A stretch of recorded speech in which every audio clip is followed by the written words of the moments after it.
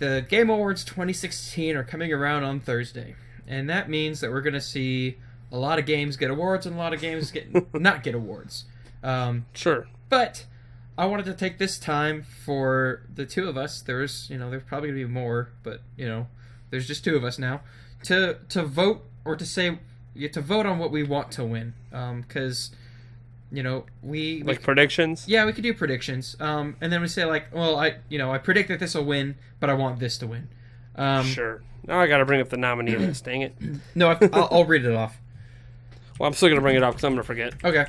So, for Game of the Year... It's okay. They have a whole section on their site. Yeah. Right. For Game of the Year, we'll start from the top, work our way to the bottom. Sure.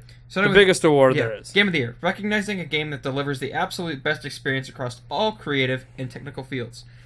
You have Doom by id Software and Bethesda, Inside by Playdead, Overwatch by Blizzard Entertainment, Titanfall 2 by Respawn and Electric Arts, and Uncharted 4: Thief's End by Naughty Dog and SIE, Sony Interactive. Yeah. So, out of those, I've played Doom, Inside, Overwatch, and Uncharted. I don't really think Titanfall 2 is going to win. That's just me. I liked Overwatch, or I like Overwatch. I constantly play the game. I don't know if it's necessarily Game of the Year. Like, man, this is a game that is pushed, like, gaming forward. I mean, like, it has in some ways, like, free DLC and type of stuff, but, like, it's not something that I look forward to or, like, look at. Like, this is the pinnacle. We've reached the top in terms of storytelling or in terms... Like, it's got a great story if you watch the shorts, read the comics. It doesn't feel as revolutionary as, say, World of Warcraft did in 2004. Yeah. I mean, it's still a really good game with really interesting characters and really fun playstyle. It's just not like... I mean, it's a Blizzard game. Yeah. It's good. Like, that's shocker. Every game Blizzard releases is good. And then in terms of Doom, it's just a straight up adrenaline shooter. Well, that's what Doom is. Yeah, I know. It's got a story. I don't know if I'd say that that's like, oh man, this is the best game that's come out this year. And here's the thing: like, I've heard a lot of people talk about Inside, so I decided to give it a go for myself yesterday. Played the whole game through in like 2 or 3 hours. Yep. I'm probably gonna get hate for this. I didn't like it. Like It's okay. I didn't really. Not every game's for every person. I know. I didn't think it was like, man, this is fantastic gameplay or fantastic storytelling. Like, I didn't really get it. Right. And I know that I probably should, because like I love abstract things and I love abstract movies, and love figuring them out. It's just I didn't get Inside. And I don't know. Like, I disagree that it's a nomination for Game of the Year. My vote is gonna go towards Uncharted 4. That game, like, I felt something break in me as I realized that this was like the ending of the series. Like, Uncharted 3 was great, and I was like, okay, I'm fine with this being the last game. But after the ending to Uncharted 4, like the conclusion, like the final conclusion, I was like, this is like the perfect ending to the perfect series of video games. And I think that game deserves Game of the Year. Great, fantastic acting, storytelling, graphics, gameplay, all of it packaged in Uncharted. Naughty Dog always does a good job. What do you think, Nate? There's the game I want, and then the game I think's going to take it. Yeah, I think Inside's going to take it, but I want Uncharted 4 to win. I don't think Inside has a shot. Really? I know this is not one that's decided by fans. I don't believe any. I believe only the fans' choice ones are. Yeah, this is a jury selected. Yeah, this is the jury selected one. So it does have a better chance than it normally would, because I think if it was just fans, it would take like a Reddit movement to make it take over. Because I've played it. I haven't beaten it. I only played it for like an hour. I'm the opposite of you. I think it's fantastic, but at the same point, it's also an indie game, basically going up against AAA titles. Yeah. And in a Game of the Year award that would be fan based, it would have no shot. But I also think that all these other games listed, I think the panel is going to lean heavily towards something like Uncharted 4. I think Uncharted 4 is going to end up getting the win because of the wait for it, the culmination of what it means, and the fact that it is like the de facto PlayStation 4 game. PlayStation 4 has not really, and I might get burned for this, PlayStation 4 has not really had a de facto game. Like, this is why you buy a PlayStation 4. Mm-hmm. Bloodborne's probably the closest, and that's in a niche genre. We talked about this before. Yeah. Uncharted 4 is not really a niche genre. So, Uncharted 4 feels like, this is why you should buy a PlayStation 4. And everyone who's been buying a PlayStation 4 has been kind of waiting for like that game to say that. Mm-hmm. Microsoft keeps releasing all these exclusives, and PlayStation 4 is just kind of trickling out a game a year. Here's your MLB The Show. Yeah. Like they haven't really hit you with anything big, and then Uncharted 4 hits, and like, okay, that's awesome. And now, they're going to try to do that again with The Last Guardian.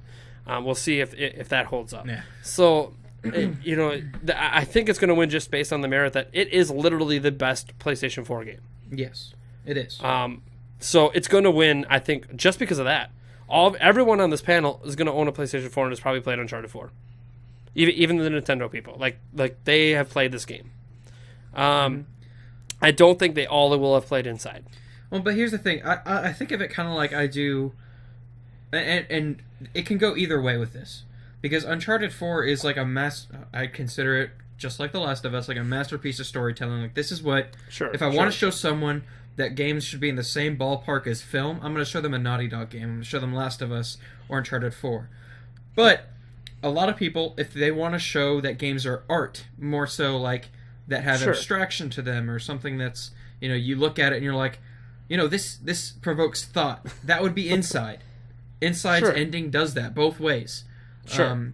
And so that's... No, I totally get where you're coming from. I just don't think anyone in that panel is going to look at Inside and Uncharted 4 and pick Inside over Uncharted 4. I hope not. Like, I want Uncharted 4 to win. That's where my vote would I don't want Uncharted 4 to win. You don't? So that's kind of where I'm sitting at. I don't think Uncharted 4 is going to win in a landslide. I don't even think it's going to be close. Now, obviously, we don't actually know what the final tally is, but I'm pretty dang sure Uncharted 4 is winning Game of the Year. In fact, I thought the moment the game released and was getting all these 9+ reviews that it was a shoo-in for Game of the Year. And nothing that came out since has really told me that that opinion has really changed.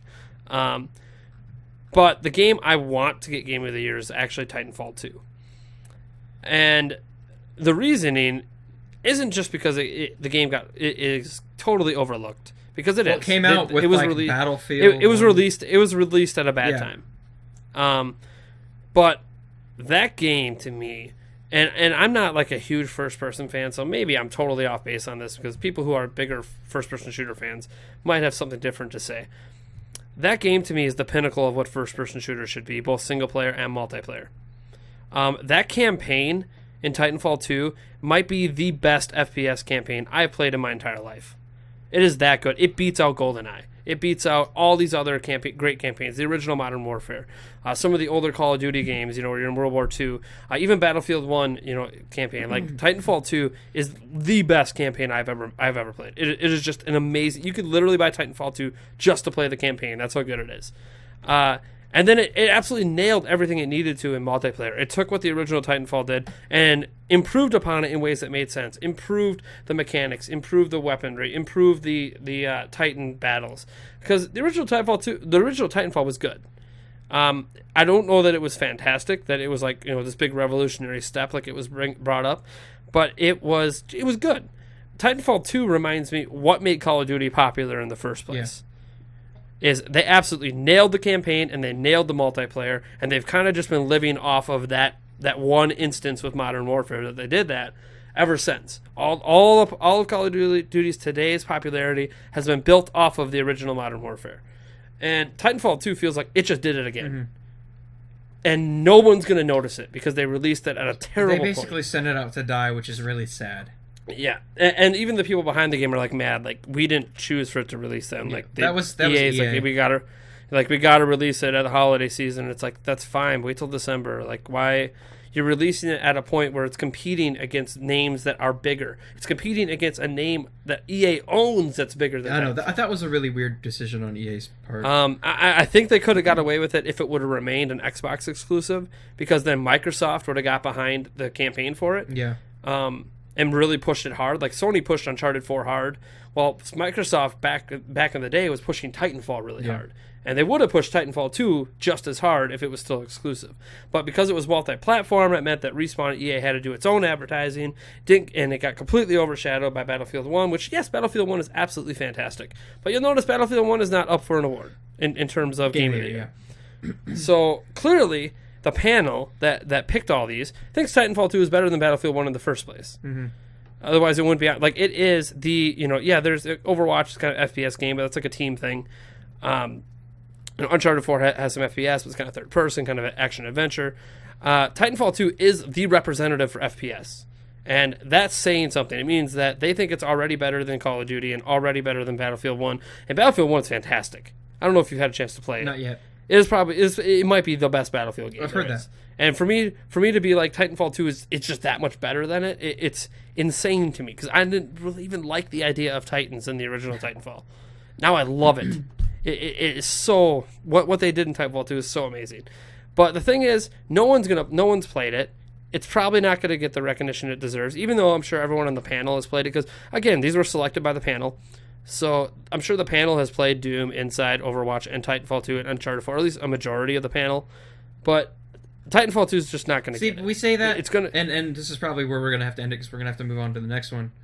Sure. But even though we look at things that are like, well, obviously this game hasn't been played a lot, but it's not going to win an award. Her Story won Best Narrative and Best Performance last year.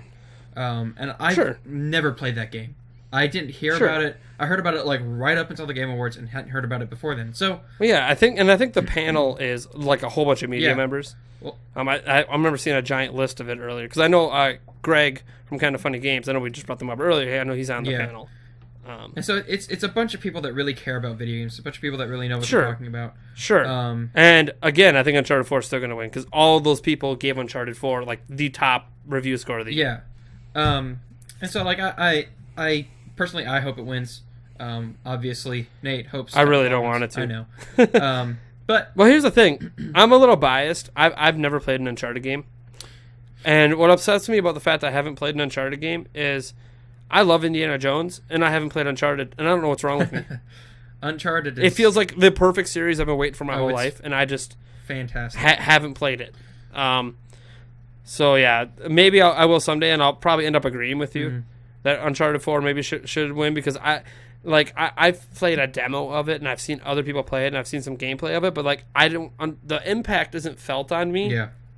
Because I haven't played the prior games, and I think if anything's working against Uncharted 4 to win, it's that it doesn't really stand well on its own. You have to have played the other games to get the full impact.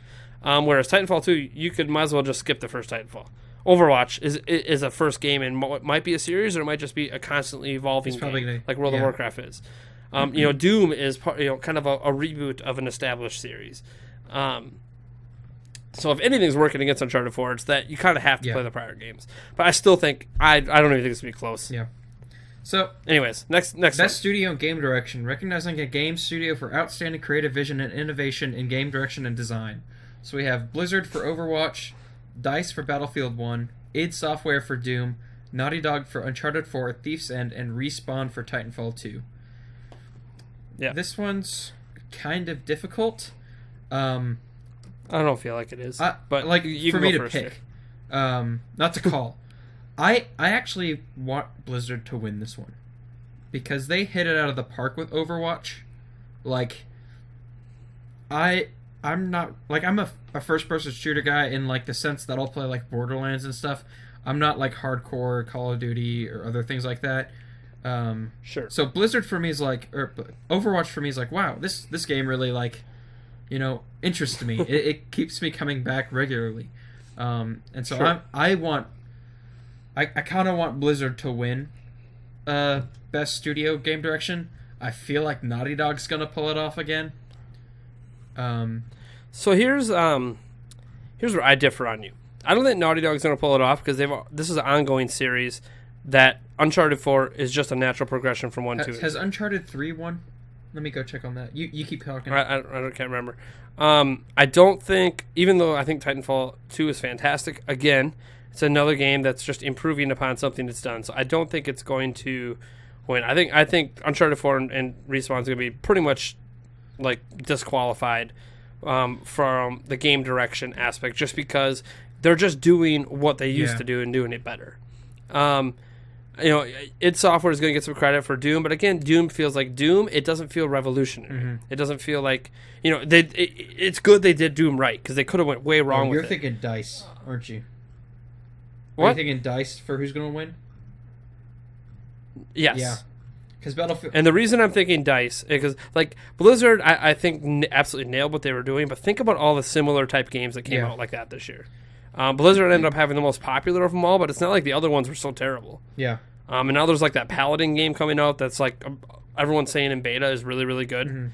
Mm-hmm. So it feels like Overwatch was a game that came out during a time when a whole bunch of these kind of games were coming out, and it just happened to be the most popular one. There's people who don't even think it's the best one. But it's Blizzard, who already has like a pre-established 10+ million audience that scoops up everything they release. So it naturally became more popular. And DICE really hit it. Like I bought it because you played it. Yeah. Like otherwise I wasn't going to pick it up, and I love Blizzard games. But DICE, because Battlefield was like a sinking ship, right? It tried to do the Call of Duty thing. Well, it tried to do that police thing. The hard line? Yeah, that pulled that hard line, that last one they did. Like, the game before that, they tried to be Call of Duty. The game after that, they tried to be like this unique, we're going to do this whole cops, robbers thing. And that just tanked. It felt like Battlefield was dead in the water. Maybe they would just revert back to being like Battlefield 4 was or something, or Battlefield 3. But they weren't really going to revolutionize things. Then they had the balls to say, we're going to World War I. An era that games avoid because of how gruesome that era is. Like, people think like the Nazis and stuff were nasty. Go look up like history behind World War I. The combat, everything in it is so brutal. And they had the balls to go to it, and not only go to it, but do it well. Yeah. Like, they represent that era fantastically well. Obviously, there's things that aren't necessarily true, like historical accuracy. Like, yeah, this one weapon existed back then, but it wasn't like you saw 20 people on a battlefield running around with it. It was like one person. So there's some, it's a video game thing going on. But it really represents the brutality of that world, and presents it in a way that doesn't necessarily make the player feel uncomfortable, but does make them realize that, man, like, death is, like, this is a serious thing, man. Mm-hmm. Like I didn't do it, but I just saw this guy's head get, decapitated by a mortar. Like there's all this crazy stuff going on. Every death, you get that title screen where it's like, this person from here to here. This. Yeah, you're like a character in the war. Yeah.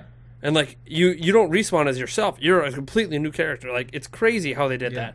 And I think just in terms of the direction and how well they executed it, and just how different it is from prior Battlefield games, while maintaining like that high quality like vehicle combat and all the stuff that Battlefield players expect, I think that's going to end up winning like best studio and game direction. In fact, I think this might be the only award that Battlefield wins. I could see that. But Overwatch, I think, is going to be right there because it's like the best of like a new, not really a new genre, but like a new popular genre. A resurgence of an old genre. Yeah. But I think DICE, if they're going to win an award, this is going to be the one. Best narrative for outstanding storytelling and narrative development of the game. Got Firewatch by Campo Santo, Inside by Playdead, Mafia 3 by Hangar 13. I can't believe Mafia 3 is included. Neither can I. Oxenfree by Night School Studio, and Uncharted 4: A Thief's End by Naughty Dog and Sony Interactive Entertainment. So this is either going to be a clean sweep for Naughty Dog here, and they're going to pull it off, or Firewatch for ending, or it's going to be Firewatch. I say the reason why I don't know if it's going to be Uncharted 4 is because of what you said, is that the story isn't just Uncharted 4. The story is but also it's also that they culminated an already great story in a really good way. Like you said, I could see Uncharted 4 sweeping this because the story in the game was fantastic. The way it was told, like how there's a plot point that I really can't say because it spoils it. I'm still laughing at Mafia 3. I know. And like, I love the Mafia series. Like, I know a lot of people didn't like Mafia 2. I loved it. I played Mafia 3. I don't get what's so great about the story. I mean, it's okay, but it just feels like it happened. Yeah. But I wonder if it was included just because they wanted to get Mafia in a category. But Firewatch is a solely story-driven game. Yes, I haven't played it. I've heard really good things about it, and I've been wanting to play it. Well, I haven't played it for very long. It's like, when I say not very long, I got like for 20 minutes. Yeah. So it's not like I'm a very good assessment of how good it is. But I've seen people based play on the videos I've seen, like this is, if we're going to base solely on story and we're talking self-contained, then it's going to be either Firewatch, Inside, or Oxenfree. Yeah, I can see Oxenfree. I haven't played any of Oxenfree, so I don't know what that game is about. But again, this is the kind of category that to me always felt like it favored indie titles. Yeah. Because one thing indie titles can do that AAA titles don't always focus on is tell an amazing narrative. Because indie titles aren't necessarily always focused on the visuals or having all these effects or even gameplay. Mm-hmm. Like you said, Her Story won some stuff last year that, okay, it doesn't even feel like a game. Yeah. But it's a very good story. So I think that Mafia 3's got no shot, and Uncharted 4 just has a shot because of how well they ended things. But to me, this is an indie category all the way. So and Firewatch and Inside are the two more popular of the three on there. Who do you vote for then? I think Uncharted 4 is going to end up winning. I want Firewatch. I want Firewatch to win too. I can see it going both ways, so I don't know who I'd predict.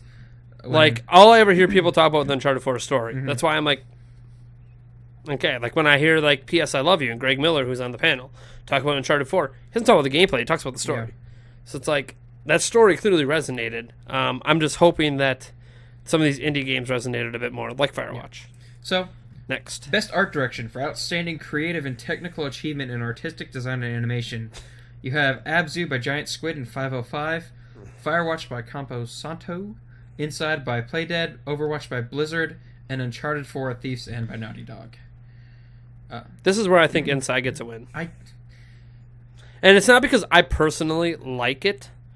I mean, I don't think it's terrible. No. But, I'm looking at other games like Abzu. It looks like other indie games I've played. Mm-hmm. It just does. It looks like a Unity game. Firewatch looks like other games I've played. Overwatch looks like a Blizzard game. I mean, it just does. It was literally built off another MMO they were making. Like, it looks like it looks like a Blizzard game's supposed to look. Uncharted 4 looks like Uncharted. Mm-hmm. It's the best looking Uncharted. I was gonna say, I'm like, they all kind of look different.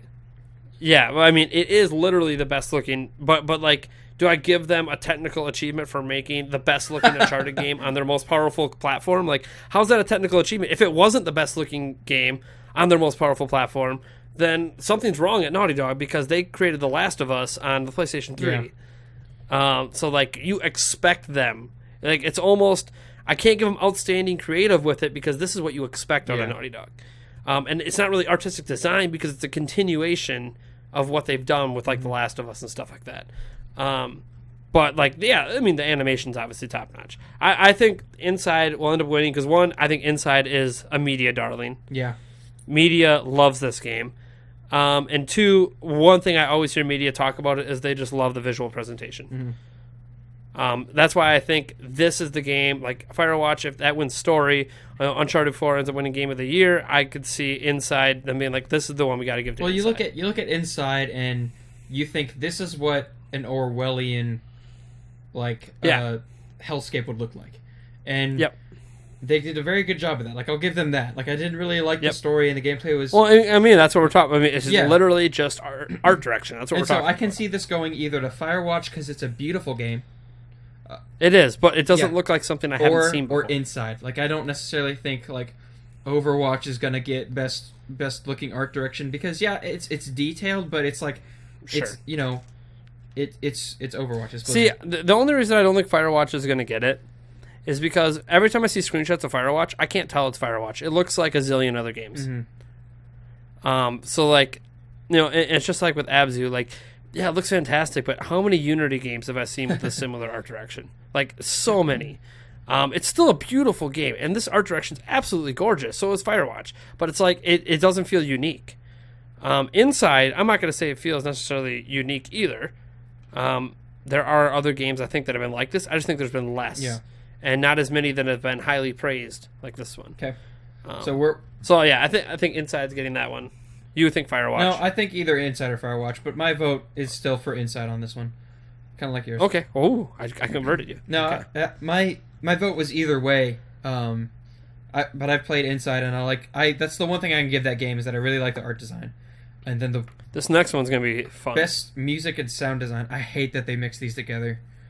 Yeah, because I know. But one's a great, it is one's what a it great is. soundtrack. One's like, well, this is a cool sound effect. For outstanding audio, inclusive of score, original song, licensed soundtrack, and sound design, we've got Battlefield 1 by DICE and EA, Doom by id Software and Bethesda, Inside by Playdead, Res Infinite by Enhanced Games, which is a trip if you've ever played, and Thumper by Drool, which is I think it's a VR game. So, I mean, we're just talking sound design. So, like, I think Thumper, like, it's not very long, and I don't think it's very good. But we're just talking about sound. Mm-hmm. It has very good sound design. But the thing is, all these games do. Yeah. I still think it's gonna go to Battlefield 1. Yeah, I feel like this is where another one's because like they nail, like, it's not just the sound effects alone, because this includes sound effects.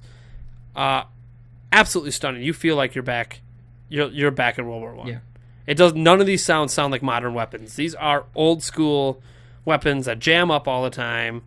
They suck. You're beating someone with an axe. It feels and sounds like you chopping someone in the head with an axe. Like, the sound direction in it is absolutely stunning, and they kind of, the music they mix in with it, like, it all feels very period. Mm-hmm. If Battlefield 1 doesn't win anything else, it should win. No, my vote and prediction is for Battlefield 1 on this. Because it's like... And poor Doom. I feel bad for Doom. Doom is a good game. It's good, but that's the thing. It's just good. I can't think of anything in particular on it that's outstanding. Yeah. But because that's kind of the way Doom has always been. It's just a good game. I never, even the old Doom, I'm like, oh, everyone loves Doom. I'm like, yeah, everyone thinks it's a good game. It doesn't necessarily mean they think it's outstanding. In any particular regard, and that's kind of the way I feel about the new game. I'm glad id Software and Bethesda did a great job with it, but it is a good game. It's just not like it's good. It's just I don't think it's good enough to beat all the other. So we're in agreement there that Battlefield 1 gets everything for that one.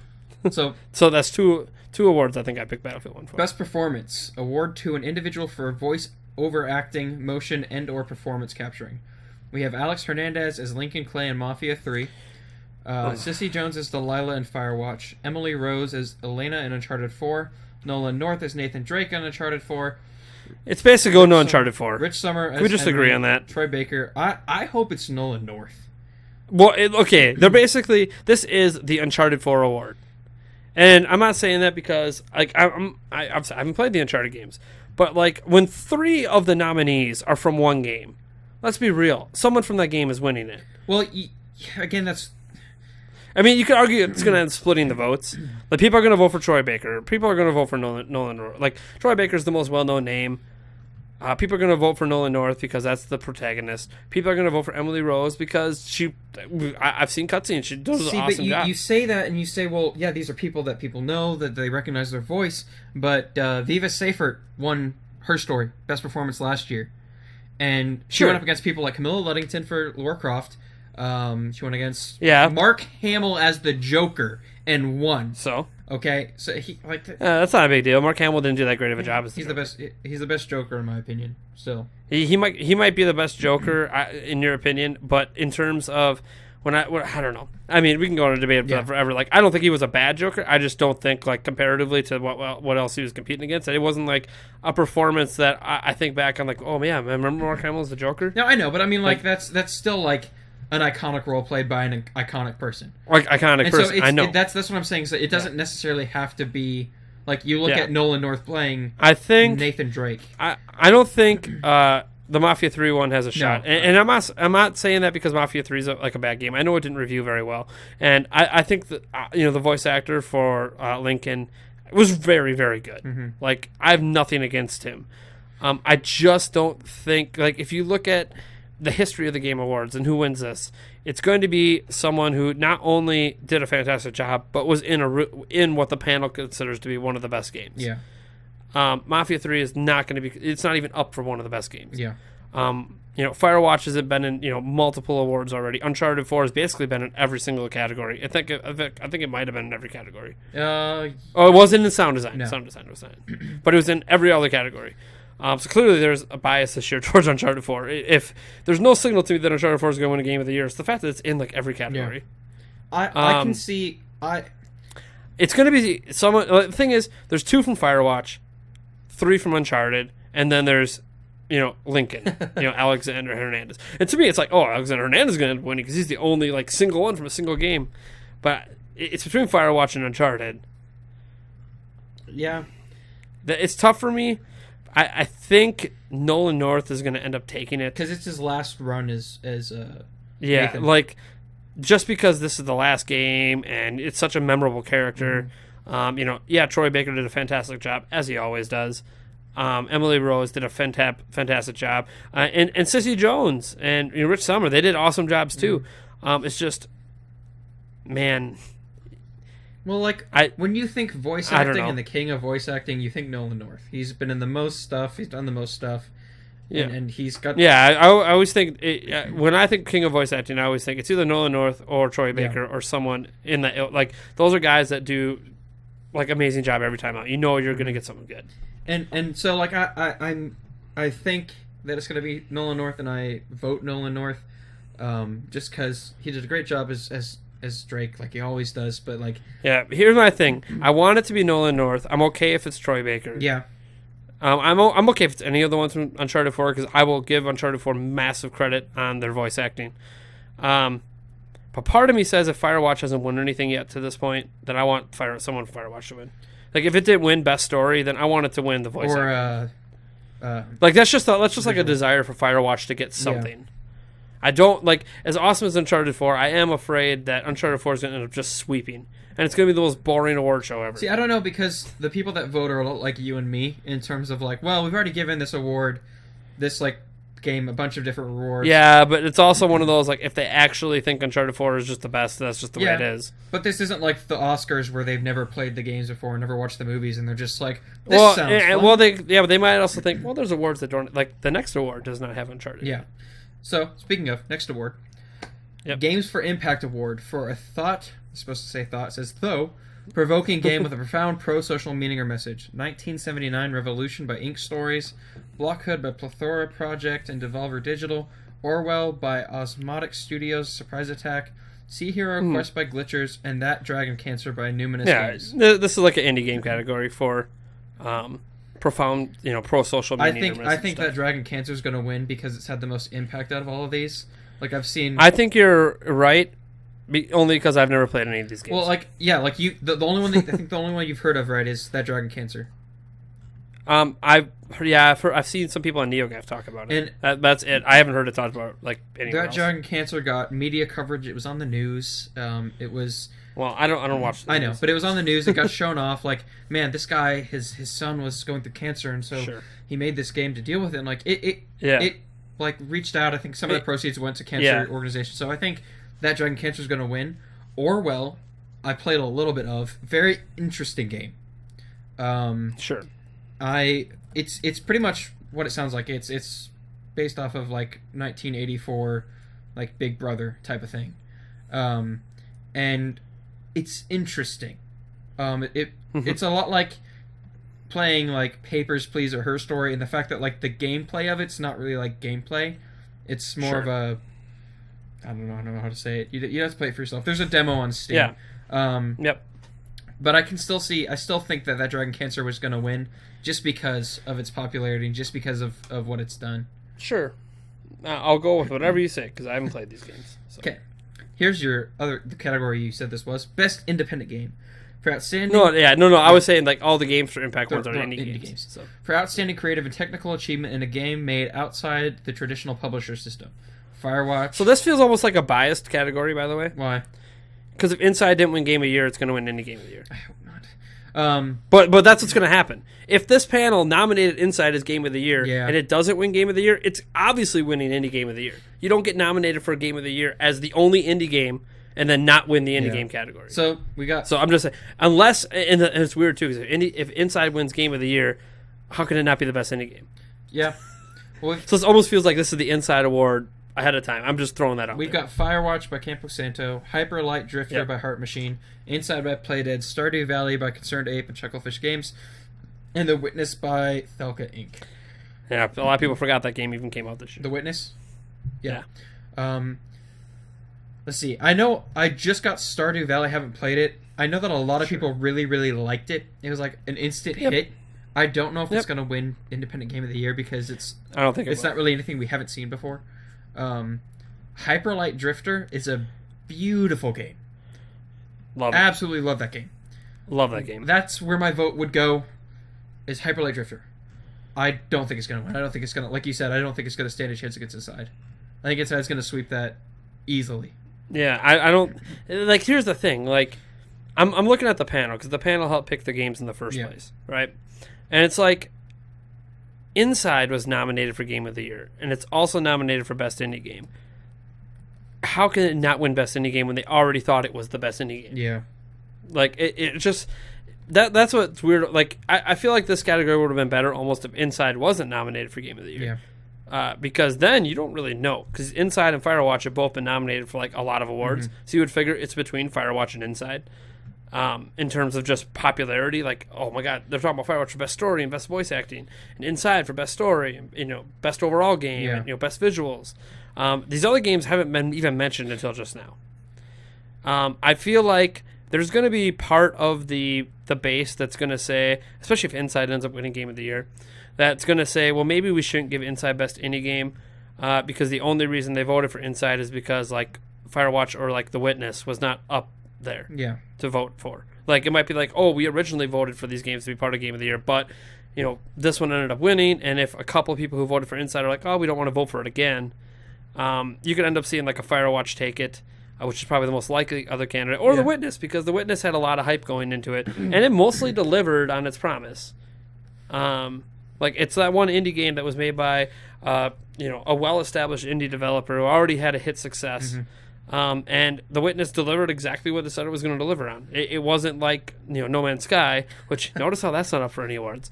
It wasn't like No Man's Sky where they overpromised. Like, he said exactly what the game is going to be, and that's what it was. I'd like to see there might be some votes for The Witness just because. But so who do you vote for then? We know Inside's probably. I personally want Firewatch to take it. Okay. But I think this is Inside's award to lose. Like, something weird would have to happen where the panel just suddenly hates Inside. Okay. Here's another sad combination. Best mobile or handheld game. For the best game playable, I'm totally okay with that. For the best game playable on portable devices, including mobile phones and dedicated gaming handhelds. So you've got Clash Royale by Supercell, Fire Emblem Fates by Intelligent Systems and Nintendo, Monster Hunter Generations by Capcom, Pokemon Go by Niantic, and Severed by Drinkbox Studio. So, I want Fire Emblem Fates to win just because I love Fire Emblem. I love the Fates games. Yep. I know Pokemon Go is going to win. No. See, you say that, but no. I'm thinking of a game that's been played. It was the top game that's ever been on the App Store. Doesn't matter. Doesn't matter. It is also one of the worst reviewed Pokemon games by media. Well, yeah, it's just not a Pokemon game. But you're missing my point. Media don't actually think this game is good, and media are the people voting. Well, but if you look at media are the people that recognized this game was promised to have all these features, and it doesn't have them. Media are the ones that dealt with the servers not being up. Media are the ones that realized there's nothing to do in this game after you catch Pokemon. Pokemon Go was a massive success, but media did not like that game. They were very critical of it. Gaming media like IGN and Kotaku. But these are the people voting on it. I know, but you've got Entertainment Weekly in there. You've got other non-gaming media in there, and they look at this and they're like, "What the heck is Monster Hunter? What the heck is Severed? Pokemon Go? We know what that is." Yeah, but the people included on the panel are people that pay attention to video games at those outlets. Yeah. Like, Pokemon Go on Metacritic has a 68. It's still not the worst reviewed game on Metacritic. What? It's still not the worst reviewed game on Metacritic. It's probably the worst reviewed of all the games on the list. Oh, well, this maybe list, yes. maybe Clash Royale might be low. Well, and that's the thing. Like, what are they basing? No, Clash Royale's at 86, dude. What are they viewing? What are they like? Are they saying best overall game on this, or are they going to be like? Well, Pokemon Go was played the most. It had the most, like the biggest user base out of all these. Well, it says best mobile handheld game. That's what this category is. It is the best of the mobile games. So then, if that's what we're going off of, instead of like, well, this is the most popular, this got the most widespread acclaim. Again, if this was like a fan vote, Pokemon Go would win. I know, but if this is, I think this is a panel, right? Yeah, this is the judges. Yeah, So then, I'd say Severed wins. I'd say Fire Emblem Fates that's my vote, but Severed's probably going to end up winning because that game. I am going to go. Let me see here. I'm going to base this on review scores. Since Severed got an 89. Yeah. On iOS, only 82 on Vita, 82 on Wii U, but it's in the 80s. Clash Royale got a solid 86, which Clash Royale is actually pretty good. Yeah, I know you haven't played. It's not your kind of thing. But it actually is pretty good. Like it's a legit good mobile game. Believe it or not, those exist. Let me see what Fates got here. Fates is currently the highest rated of all the games on there by the media. Well, let me check Monster Hunter. I can't discount Monster Hunter. I don't think enough of them will. Yeah, Monster Hunter's also got like an 85. Yeah, but they're all pretty highly rated games. Pokemon Go is literally the worst rated game, and it's probably only included because of its popularity. Well, and Monster Hunter Generations came out very recently. The only way Pokemon Go I think has a shot is if they just say it proved like that augmented reality is like a thing, and people should explore more of it. But again, that doesn't make it the best. It just means that like it proved that this could be something that could be good if someone did it right. And granted, Pokemon Go, if that December update rumor is true, might finally be getting it right. But again, this many months after launch, and that update's not going to be out by Thursday. Yeah. So it's not good, and these votes have probably already been cast. So Pokemon Go is the No Man's Sky that somehow managed to get on this list. Kind of, yeah. I think the big difference is if that December update is true. Like No Man's Sky, you can kind of see where because it didn't include like anything of what it promised. Like Pokemon Go at least included the main premise of you can go catch Pokemon out in the real world. Well, I mean, that was the main premise. The main premise of No Man's Sky was you can explore an infinite galaxy. Yeah, but it was supposed to be like every planet is different. I mean, and they're different. They're slightly different, but they're not really. They start becoming really samey after a while. Especially since like every hut on each planet is like the same hut. Yeah, no, it's like I'm not defending that game by any means. Yeah, no, that's what I'm saying. That they, there's a lot of things that were wrong with it, but like, even the supposed core of the game didn't even feel right. It felt like it just was a bunch of BS. So who do you think is going to win? Just like get to the center of the galaxy, it's going to be amazing. It's not that amazing. So who do you think is going to win? But yeah, so I think, based on just pure reviews, pure quality, pure appeal to media members, I think Fire Emblem Fates is going to take it. Who do you vote for? I think if they're going to pick a mobile game, it'll be Clash Royale. I think Severed, it has a good shot because it's on, so many different devices. Like Clash Royale's really only on phones and tablets, whereas Severed is on, even on the Vita. In addition to like Wii U and all that stuff. So, but I think Fates. I think this is like the one category where Nintendo's going to get a win. Yeah. It's going to go to Fates because Fates is absolutely fantastic, and it's the highest review game of all the games on the list. So is that what you vote for then? Yeah, it's what I want to win, and it's what I think is going to win. And I don't think Monster Hunter has a chance because Monster Hunter I think is just too niche for Western media. Yeah, and that's saying something because Fire Emblem Fates is very niche. It is, but it's very approachable to Western audience. Like, Monster Hunter is not that approachable to Western gamers. Japanese gamers, sure. They love that thing. Like, I wouldn't even call Monster Hunter niche in Japan. That's how popular it is. But Fire Emblem Fates is like, it's popular here, but not popular in Japan.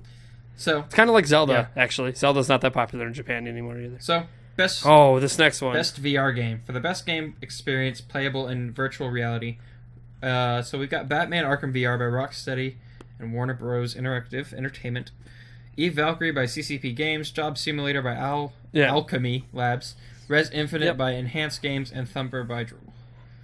I think it's going to go to Batman.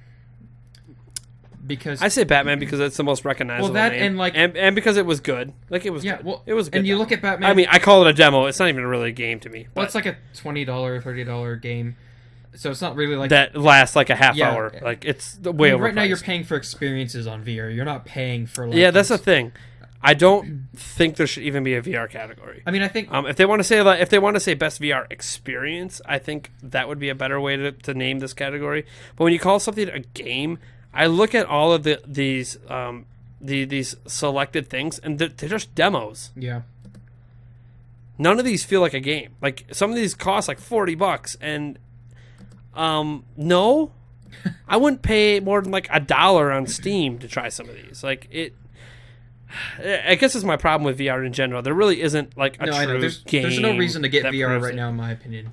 Yeah. So, but like, if they wanted to say VR experience because VR is like the hot thing, then I would say Batman because who doesn't want to be Batman? Well, and it's also like, not that these games are unpolished, but Batman VR is surprisingly, and it's good. Yeah, it's good. I mean, all these demos, I'm going to call them demos, are good. It's just Batman. I don't know. I bias. It might end up being like Eve Valkyrie. I know that's really good. Mm-hmm. Job Simulator, I know a lot of people had fun with. I mean, people are raving about all of these experiences. Yeah. So, like, part of me, I think I have a lot of bias to Batman because I love Batman. Like, I played the Batman Arkham VR, and it was really, really cool because it was like, oh, wow. Yeah, but have you played all these other VR games? I played Job Simulator, and I played Res Infinite not VR. Oh. So I can't really speak. You didn't kind of get the experience. But Res Infinite is a full game. Yeah. It's just for VR. I mean, I could see again. I just think it's going to go to Batman. Like, these other games are great, but it's going to go to Batman. I agree with you on Batman. I have a feeling it's probably going to go to something that isn't Batman, but for now, I'll stick with Batman. I don't know. I don't really like this category, so. Best action game. Sorry, VR people. I mean, I think VR's got great potential. I think we're nowhere close to it being a viable thing in the market. Best action game. For the best games in the action genre focused on combat, Battlefield 1, Doom, Gears of War 4 by the Coalition and Microsoft Studios, Overwatch, and Titanfall 2. Let's kind of get this out of the way. I don't necessarily think Overwatch is an action game. And it's funny you say that because I think it's an action game. I saw action adventure and I was like, I don't think it's an action adventure game. It's not. It's an action game. No, I think this is the category Overwatch wins. No, Overwatch can win this.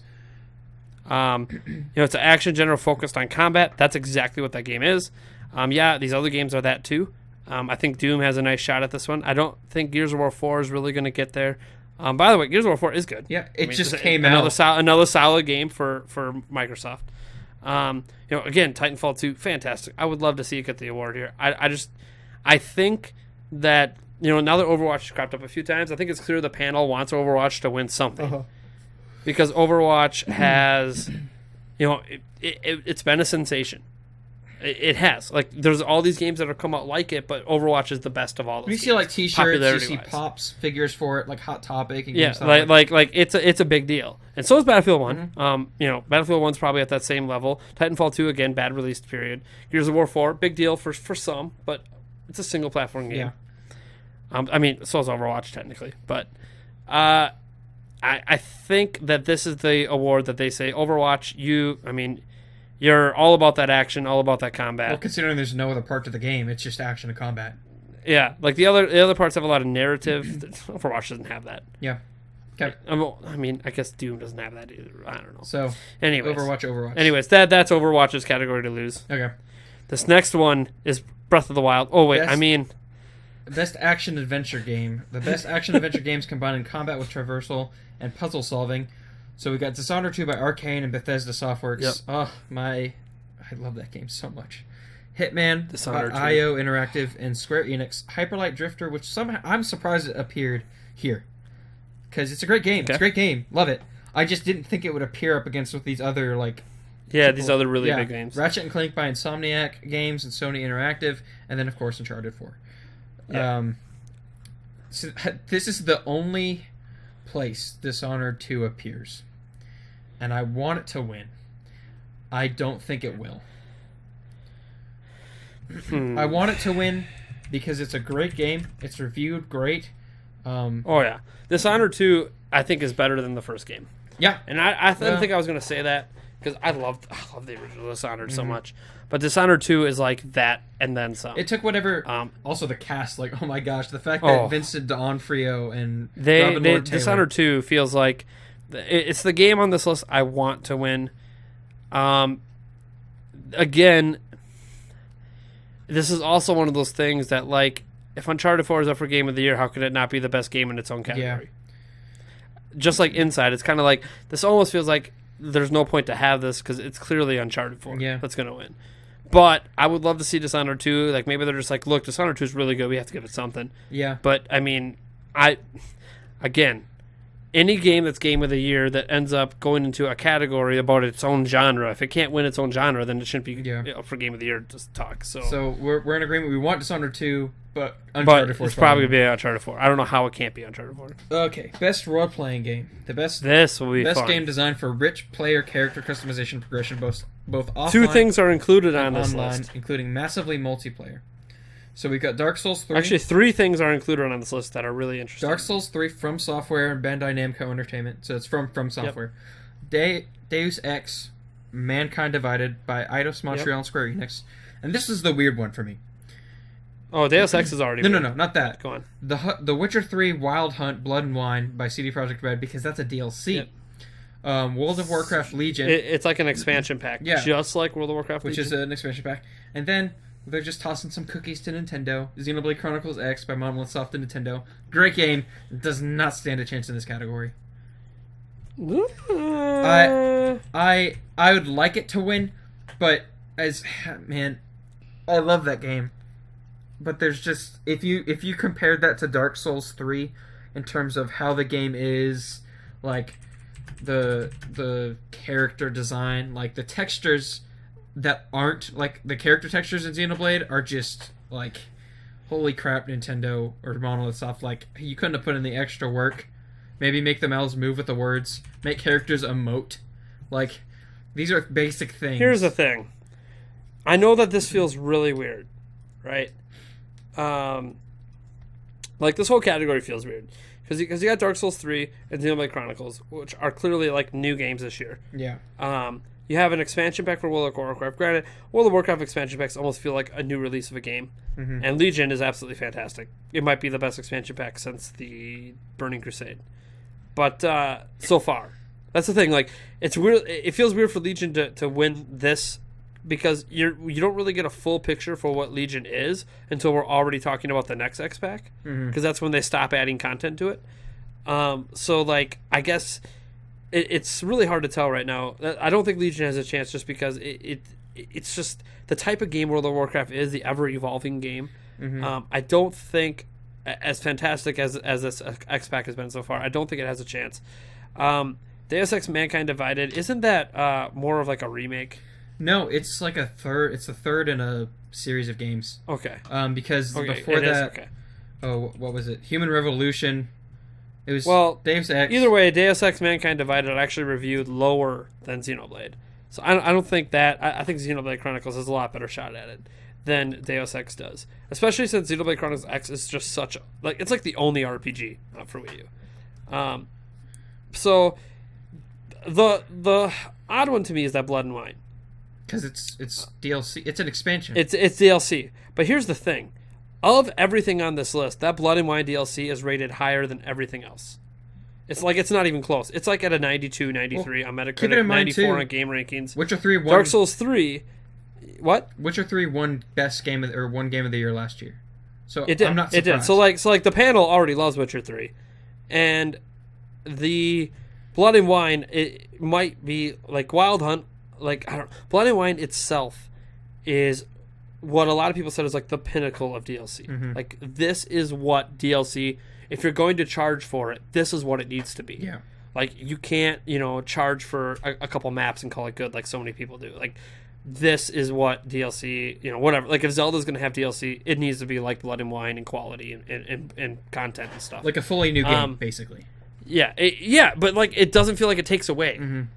from the original game. Like that's what so many people worry about. Oh, if you're gonna have such a big story one or such a big, DLC pack, like that means that the original game's incomplete, but it's not. It's brilliant how CD Projekt Red did it. So I think that's why it's included, because it is like already The Witcher 3 is already really good, and this DLC pack did something that no one thought it could do. Mm-hmm.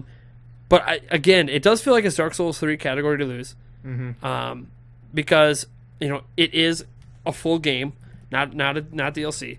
It is the highest rated of the full games. It's higher rated than Deus Ex. It's higher rated than Xenoblade. Like in terms of ratings for full games, Xenoblade is 2. But Dark Souls 3 is kind of a darling. It hasn't been nominated for anything else. Nothing else in this list has really been nominated for anything else. Mm-hmm. And Dark Souls 3 feels like the more popular of all of them. I think this is... I want to say that Dark Souls 3 is going to win, but I know it feels weird, but I think Blood and Wine has a shot. No, I agree. I think it has a shot. I just feel like Dark Souls 3 is... Like, the only way I can think it is if people look at it like, oh, how can we vote for DLC? But if they ignore that and they just go with what they feel is the absolute best on this list, Blood and Wine would probably win. I feel like that's going to be its downfall, though, the fact that it's DLC. Yeah, I think that's going to hold back the votes. But it was nominated. Which... That's what I'm saying. Like, it was good enough to be nominated. Yeah. So it's like they clearly think very highly of it. The reviews of it are it's among the highest reviewed things this year, released over on any platform. It's crazy how high reviewed this is. So you know what I'm confused I think it's between Dark Souls 3 and Blood and Wine. I want to say Legion has they voted Legion in, so clearly it has all these games have a shot. This isn't like the because Legion is just as high rated as Dark Souls 3 is. Mm-hmm. So, like, this feels like a category I think that I can't definitively say it's going to go one way. Like, I feel like Dark Souls 3 is, like, the obvious choice. Yeah. But Blood and Wine and Legion and even Xenoblade Chronicles X are, like, such media darlings. You know what I'm surprised isn't on that list? Bravely's second end layer. I'm not surprised. Because it got pretty much the same reviews, like, in terms of Xenoblade Chronicles X. Yeah, but it doesn't have as many. As many what? Reviews. Like, there wasn't as many outlets who played it. Yeah, but still, like, that is... Like, there's 70 for that, and Xenoblade Chronicles X had 87. Yeah, but still. So, and Xenoblade Chronicles is actually 3 points higher, and has a higher user score. So yeah, if there was... Yeah, I mean, I can see what you're saying, because I think that's a good game. I don't think it's a chance. No, I know. I'm surprised that it's not on that list either alongside Xenoblade or... Like I said, this is the category I'm not sure about, because I think the panel's going to think Blood and Wine is the best. But whether or not they vote that way because it's DLC, I don't know. If they don't vote that way, then they're going to go, I think, with Dark Souls 3. But, again, if they don't consider Legion to be DLC, if they consider Legion to be a standalone thing, it is the highest rated World of Warcraft DLC, like, since Burning Crusade. So it very well could end up going... I mean, now I keep making arguments for everything else. Just like it's really like this is a very good category to me. Like this is the strangest category we've seen, because I've never seen DLC nominated for like a full role playing game award. Like, it's crazy. But like it was so good, I could see how it wins. Okay, so I don't know. Dark Souls 3. Dark Souls 3 I think is going to be the winner, but I'm not. I'm like maybe 60% sure on that. I want Xenoblade Chronicles to win, but I know it doesn't really stand a chance. Oh yeah, well that's my Nintendo fandom. I don't think it. Like, I think Xenoblade Chronicles is fantastic. I honestly don't think the production value on it is as good as... We'll put it this way. It's the best open world JRPG on a Nintendo console. It's funny, too, because it's not really even a JRPG the way they designed it. But anyways. Best fighting game. For a game designed primarily around head-to-head combat. I don't know how to... Pokken Tournament? I don't know how to answer this one because I haven't played a lot. I've only played Pokken Tournament. But we've got Killer Instinct 3 by Iron Galaxy Studios and Microsoft. King of Fighters 16, is that right? Yeah. Yeah. By SNK. Oh, isn't that 14? Probably. I don't know. 14. That's 14. Roman numeral. By SNK and Atlas USA. Yep. Pokken Tournament. King of Fighters is actually pretty good. By Bandai Namco Studios, the Pokemon Company, and Street Fighter 5 by Capcom. So this is either going to go to... I feel like this is either going to go to Pokken Tournament because it's the first like Pokemon fighting game. People have been wanting this kind of thing forever, and it's decent. Mm-hmm.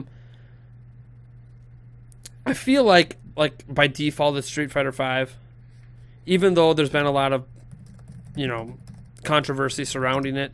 overall, I think the media ended up liking. Let me actually look that up. Well, I think the media likes Street Fighter V.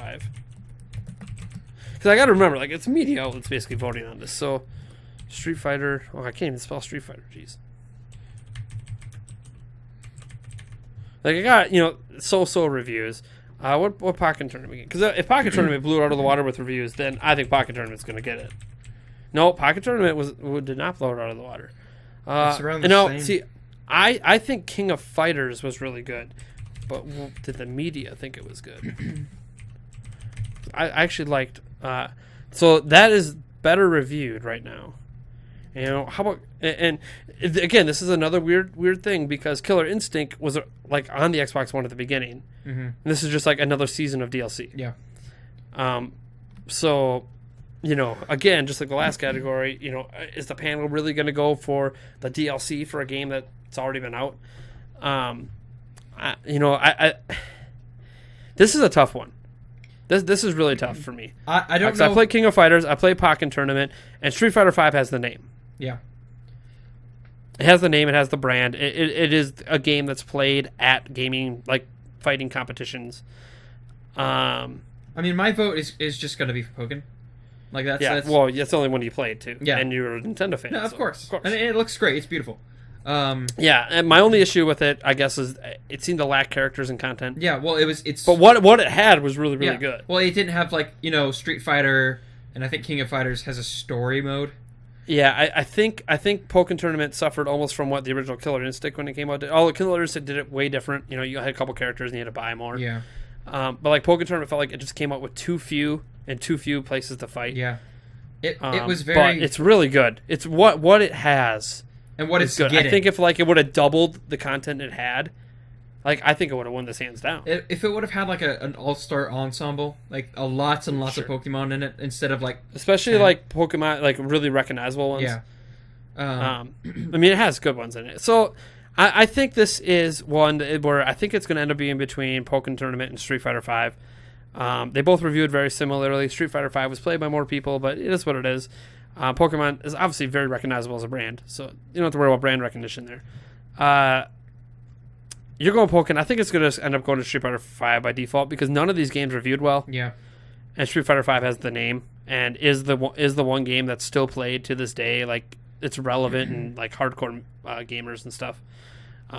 Granted, at the tournaments they own all the DLC and everything, but it is what it is. All right. There you go. Best family Fighters. game. Move on. Family game. Best game appropriate for family play, including toys to life, rhythm, music, dance, and other genres. We have Dragon. It's basically just anything that you could see anyone in your family playing. Makes sense. Dragon Quest Builders by Square Enix. Lego Star Wars: The Force Awakens by Traveler Tales. TT Fusion. Pokemon Go by Niantic. Ratchet and Clank by Insomniac, and Skylanders Imaginators by Toy for Bob / Activision. So I think it's going to go. This is the category I think Pokemon Go wins. That's what I was going to say. Because everyone played it, whether you were an adult or a child. Even the media members will be like, "Yeah, we didn't necessarily think it was the greatest, but we still played the damn thing." That was kind of my thing for whatever it was that it was up for earlier. Ratchet and Clank to me just isn't a family game. I know Sony tries to make it out to be. It just doesn't feel like when it's your a family titles game. are up your arsenal and stuff. It's not really a family game. Yeah, it's not. They tried to Skylanders is definitely more of a family game, but I think that's not a game I necessarily view everyone playing. I feel more kids enjoying Skylanders more. Lego Star Wars: The Force Awakens, I mean, I could see how that's a family game, but isn't that just like every other Lego game out there? Yeah. They're pretty much all the same. Dragon Quest Builders, again, it's like a Dragon Quest take on Minecraft stuff. Well, and it's Dragon Quest is a very niche thing for the West. It's never it is. It's never been really I mean, I don't think this is. I mean, we both agree it's Pokemon Go. Yeah. It doesn't matter. This was one where reviews don't necessarily matter. It's going to be games that they actually think people will play. Yeah. And Pokemon Go is going to win that one. Best strategy game. Best game focused on real-time or turn-based strategy gameplay. Oh, this is so tough for me. I know it is. I know exactly what I'm torn on 3 games. Civ 6 by Firaxis Games and 2K. Fire Emblem Fates by Intelligent Systems. Banner Saga by Stoic Studio and Versus Evil. Total War Warhammer, which is I know that Nate is in love with. By Creative Assembly. In fact, I'm going to start downloading that game right now because I want to play it. XCOM 2 by Firaxis Games and 2K, which is really interesting to see Firaxis up there with 2 games, but they're not small. No.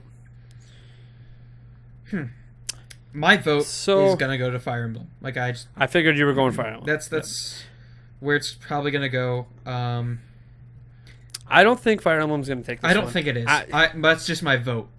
Yeah, that's what you want. Like if you were on the panel, you'd go Fire Emblem. I'd be like, yeah, Fire Emblem. Love that game. I'm torn because Civilization 6 is absolutely fantastic. Yes, it is. I don't own it yet because it's on my Christmas list. So I've only watched gameplay videos of it, but I love Civ 5 and Civ 6. Everyone who loves Civ 5 has said Civ 6 is just even that much better. So Civ 6 is amazing, and we don't get new Civilization games that often, to be honest. I mean, the series has been around forever, and this is only number 6. There's the space one. Well, yeah, but those are expansion packs. Yeah. It's kind of like what World of Warcraft does, except World of Warcraft doesn't have a World of Warcraft 2. Fire Emblem Fates is obviously, we talked about it already. Great game. Great pair of games. Banner Saga 2 is really good, but I don't think it has a shot right here. Total War Warhammer is amazing. Obviously, as Alfred said, Nate's going to gush about that one. Oh, of course I am. The Total War series is absolutely stunning. It went into a rut, I want to say, after Medieval 2. Shogun 2 really wasn't that great. The Empire, Total War Empire wasn't really that good. Total War kind of felt like maybe it ran its course. Maybe Age of Empires out. Age of Empires 3 came out and that kind of killed the series. And I felt like maybe Total War kind of reached that point where it killed itself. It just wasn't, its formula just wasn't going to work anymore. And then Warhammer happened and it just changed everything. Total War felt like the perfect fit with that universe, and what they did and the unique ways they implemented all these new features, it really reinvigorated what Total War is, and the reviews show. Total War Warhammer, I think, might even be, let me look up reviews, I think it might be one of the highest. Shogun 2 back in 2011.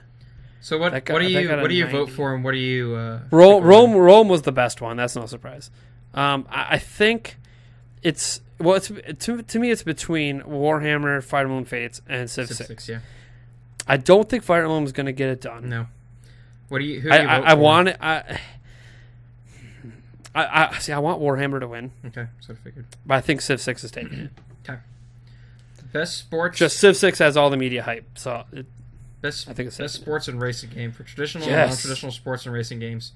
You got FIFA 17 by EA Canada and EA Sports. Forza Horizon. The best game isn't on the list. Forza Horizon 3. I know what you're talking about. Playground Games by Microsoft Studios. MLB The Show 16 by Sony. Yeah, it's a San Diego studio. San Diego. Yep.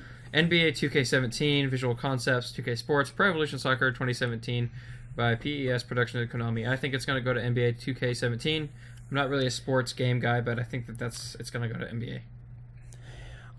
Let me see what that Forza game got rated. Forza Horizon. Oh, okay. That changes things. Originally, I was going to say it's going to FIFA, MLB The Show, or NBA 2K17.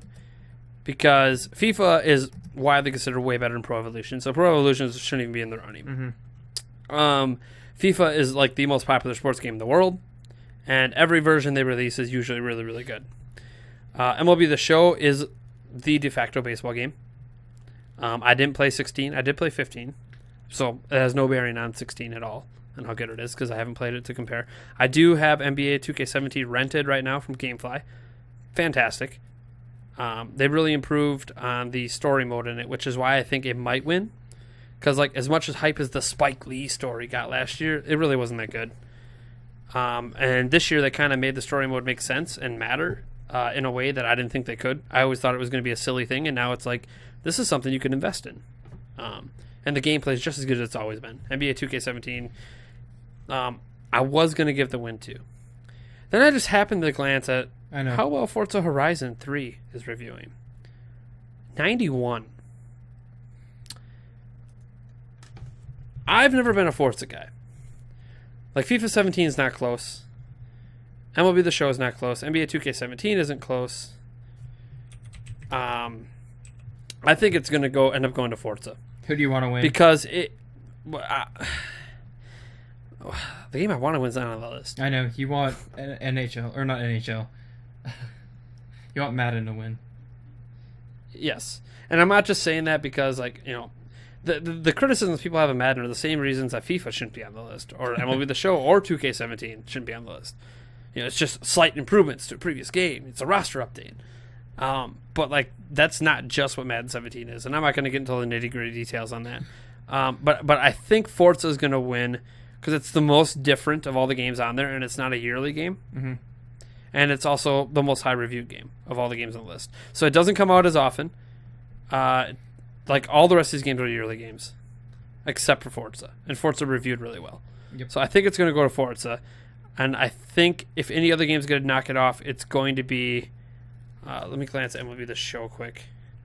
Because MLB The Show is a big media darling in the U.S. Yep. No, so I think it's going to go to Forza Horizon. If another game is going to take it, it's going to be NBA 2K. Okay. So you said NBA 2K, so yep. That's like my second choice. All right. That's kind of what I would want to win out of what's available there. But all right. So best multiplayer game for outstanding online multiplayer gameplay and design, including co-op and massively multiplayer experiences. Got Battlefield 1, Gears of War. This upsets me. Overcooked, Overwatched. That's confusing. Overcooked is so fun. Rainbow Six Siege and Titanfall 2. Yes. So, out of what's on this list, I think Titanfall 2 should win, but it's not going to. Yeah, no, it's not. I want it to win because it just is that good, but it's not going to. It's going to be Overwatch or Battlefield 1. Yeah, I think it's going to go to either Overwatch or Battlefield 1. I would love to see a game like Overcooked get that recognition. Me too. Because it's a very good game. It's so much fun to play with friends. But I think Overwatch is probably going to end up taking it. Battlefield 1 has a shot. I'm very surprised that they didn't include Legion in this list. Oh, for World of Warcraft. Because it's a massively multiplayer experience. Yeah. Like, it's an MMO. It's literally multiplayer. So I'm very surprised that they included, like, Overcooked or, like, Rainbow Six Siege, which clearly it has no shot to me. And didn't include, like, the most popular multiplayer game in the world right now. Yeah. It's really weird. But, yeah, I think Overwatch is probably going to take this category. Yeah, I think Overwatch is going to take it. I'd like to see Overcooked win. Yeah, that's the thing. Like, I want to see them go for Overcooked because I think it is deserving. It's just, I don't know how it's going to beat out Overwatch. I think if Overwatch didn't win any other category, it'd win this one. Now, here's the nominees we get to actually cast a vote for. Okay. I don't know that much about esports, do you? Not the individuals. I know the team names. Outside of Hungry Box. Yeah. Hungry Box I know because he was at the Nintendo event. I don't know that much about him. Back in the day. And we're at 2 hours and 40 minutes. Hungry Box is one of the best Super Smash Bros. Players in the world. So I'm going to go down. We're going to go down to most anticipated game. Just going to... Oh, we're not going to trending gamer? I mean, we can. Because I only say that because last year Greg Miller won and gave probably the best speech I've ever heard in my life. So that speech is amazing. If you guys haven't seen the Greg Miller speech, you need to go watch it from last year. And then listen to his reasoning behind it. It's so good. So here's Trending Gamer. For a streamer, influencer, media member who has made an important impact on the industry in 2016. We've got Angry Joe Show, Boogie2988, Danny O'Dwyer. Also known as Francis. Yep. Danny O'Dwyer, Jacksepticeye, and Lyric. So, this is the thing, is Jacksepticeye is a huge audience. Yes, he does. And he's good. Yeah. So I can see him winning. Well, they all have kind of huge audiences. Yeah, I know. But, like, he's probably the one I know the most. Like, I've been subscribed to him forever. Like, he's got 13 mil. Something like that. Some of these other guys. What's Angry Joe at? He's at 2 mil. So, yeah, he might be, like, the most followed of all of them. Well, and here's the thing, too, is it's not necessarily about... And this is one of the things that we found out last year. Yeah, like, this isn't necessarily a popular... Well, this is. Well, we found out last year with Greg Miller, is that this isn't really about how many views you have. It's can you inspire your audience to vote for you. Yes. And so... Yes. And I think this is where someone like Danny O'Dwyer has a shot. Yeah. As if he's like... Because... Hey, guys, vote for me. I'm nominated for this. And then... Like, he doesn't have a huge audience like following him on YouTube. You know, I mean, he does okay for himself. He's got 22,000. Like, that's what Zelda Informer basically has. So, like, and our YouTube channel is dinky. Mm-hmm. So, like, but that's not what he's known for. Yeah. He's known for his work at the number 2 video game site in the whole world. And doing a fantastic job there. And he was still working there earlier this year. In fact, I don't know I don't know. He might still be working there. Who, Danny? Sure. I thought Danny left to do his own thing. Yeah, I thought he did. That's why you know the trailer goes to his YouTube channel. But he left this year. Yeah. And like Kind of Funny Games kind of left around like a similar time, like last year or maybe it was 2 years ago now. But anyways, the Game Awards didn't have this category that year. Yeah. So otherwise, I think Greg Miller would have maybe won the year before. So like, Greg Miller deservedly won last year, despite not being the most popular choice on there in terms of followers. Danny O'Dwyer, I think, has inspired a lot of people through his work at GameSpot. And I think the fact that he went independent and basically did it all on his own. It wasn't like when Greg Miller left and brought like 3-4 people with him.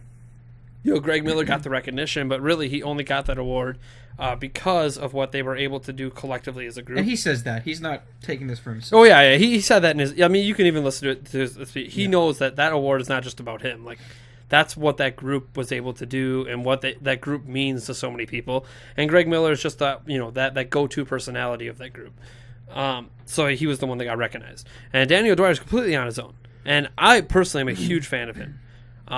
So, like, I was a huge fan of Greg Miller, and he was the only one. I'm a huge fan of Danny O'Dwyer, and I really want him to win. I really think he's got a legit shot just because of people are going to know who he is. Fans are going to know who this guy is, even if he doesn't have a big following.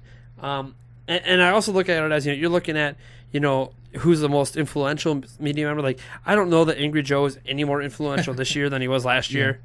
Like, I like his stuff, but, like, his following's grown, but is he really any more influential than he's ever been? Boogie, is he really any more influential now than he used to be? I think if the Game Awards existed years ago, you could say that he is. Because when he came out to talk about his eating disorder and all of his personal strifes he's had to go through to get to where he is, like, that's a very inspiring story. And you could argue that makes him like a big influencer for people to follow their dreams. And that's very true, but again, that wasn't this year. That wasn't even last year. Like he did this a little while ago, and he'll bring it up now and then because not everyone watches all his videos, so not everyone knows. But reality is that like that wasn't an impact he made necessarily this year. Danny O'Dwyer, like he went independent this year. Yeah. Jacksepticeye, obviously the most popular of all of them. And here's the thing, do you know anything about Lyric? No. But like I said earlier... That's the thing. I don't know anything about him because he's got such a small following. Like, who is he? Well, but this is the thing. Like I said earlier, it's not necessarily about the following. I know, but that's what I'm saying. That like I haven't heard of this guy. Like, where'd he come from? I know. But like, we'll put it this way: there were people that hadn't heard of Kind of Funny. They hadn't heard of Greg Miller, which is surprising because he was like the face of IGN for a while.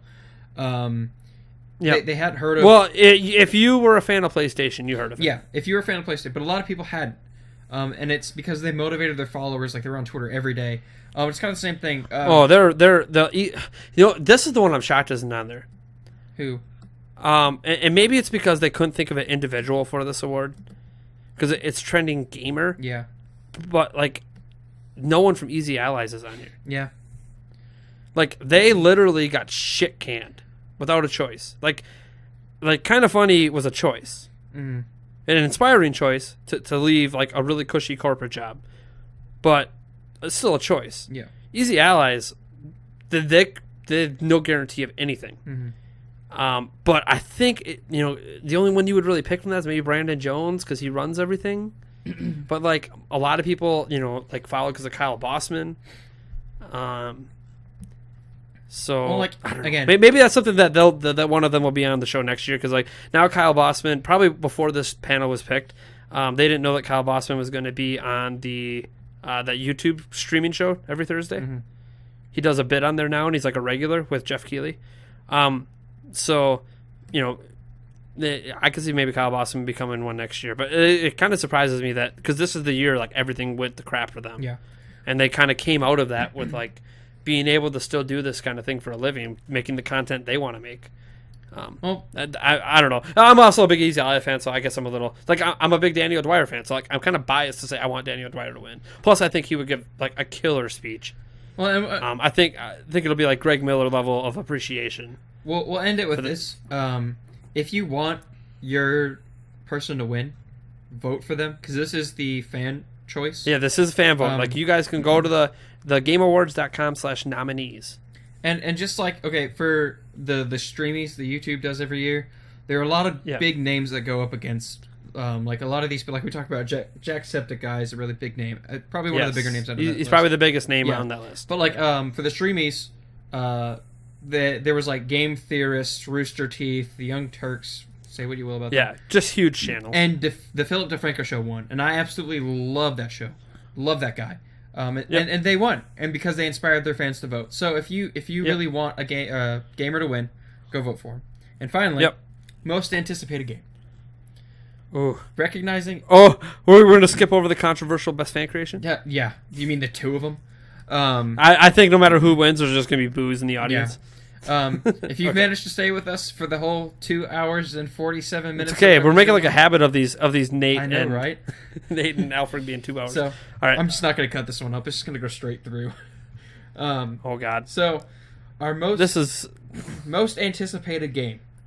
Recognizing an upcoming game that has shown significant ambition. Is it even fair for us to talk about this? See, we can talk about what we want to win, but we can talk about what we know is going to win. And promise. Well, what if it's the same thing? Hold on. Oh, they're voting by Twitter. And promise in moving the gaming medium forward must be announced and scheduled for release after. Well, Nintendo Prime just casted its vote.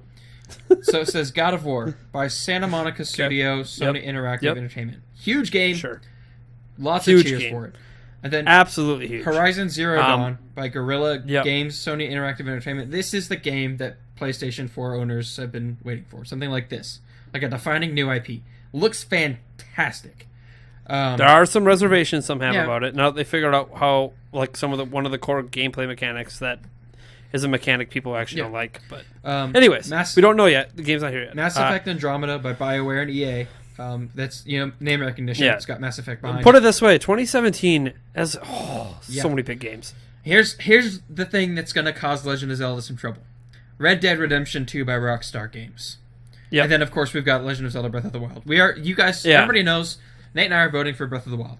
Okay, this easily. Not most like I'm really looking forward to Mass Effect. I'm a big Mass Effect fan. I haven't played a lot of the God of War games, although they look really great. And this, literally just called God of War game coming out, looks like it might be the next step. Yeah, like it might be like the Breath of the Wild to God of War. None of these games look bad. Let's say that too. These are fantastic games. Red Dead Redemption 2. We haven't seen anything from them. I think that's the thing. Like we're anticipating it because of how good 1 was. Well, 2, and because it's by Rockstar Games, who I don't think they've released a bad game. I could be wrong on that. Someone will find some obscure game they've released that wasn't that good. Red Dead Redemption is technically Red Dead 2. This is Red Dead Redemption 2 because we had Red Dead Revolver before that. Yeah. So like, sorry, semantics. No, it's okay.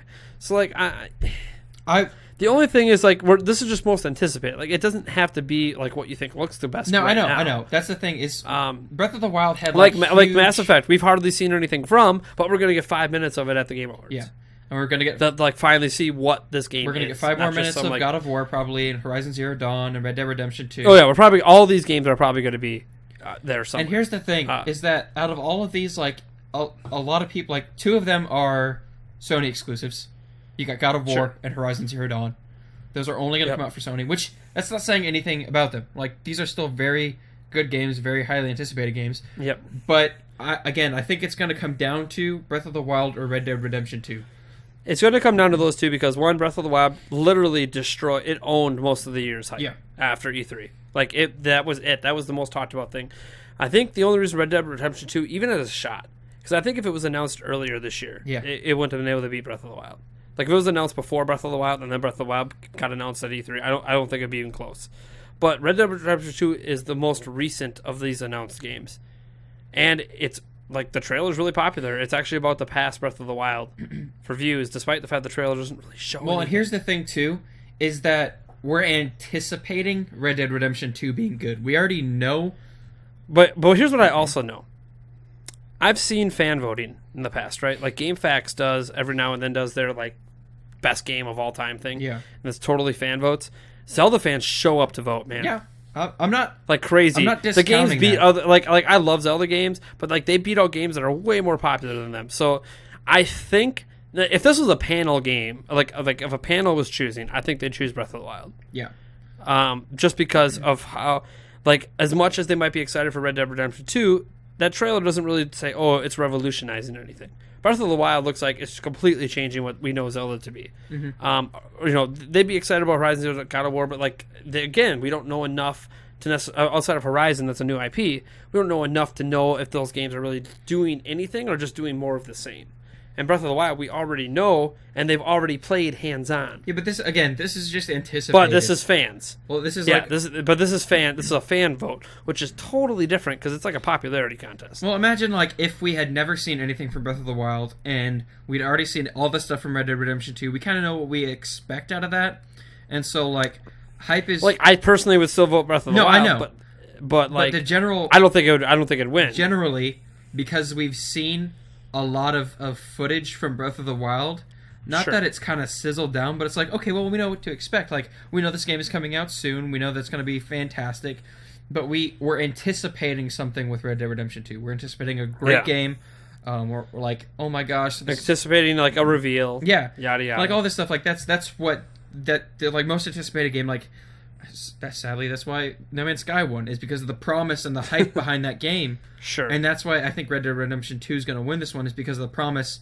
Well, here's the thing. We both can agree it's a 2-horse race, right? Yeah. And that's not to discredit, like, Mass Effect, it's going to be amazing, Horizon, or God of War. Like, we're not discrediting. It's just these games have been known for a while, and people are still talking about Red Dead Redemption 2 and Zelda more than them. Like, it's just the way it is. And I know there's a little bias because this is a Zelda Informer podcast, like a 3-hour podcast. And, like, we are obviously biased towards Zelda. We are in a lot of Nintendo communities, so we hear a lot of Zelda. But even if you, like, go to NeoGAF, Red Dead Redemption 2 and Breath of the Wild are constant topics popping up in the most recent talked about stuff all the time. These other games are not popping up. Like, I haven't seen a God of War thread pop up there since the game was announced, basically. Well, they don't have that doesn't mean people aren't anticipating it. Like, this is Red Dead Redemption 2 or Breath of the Wild. Yeah.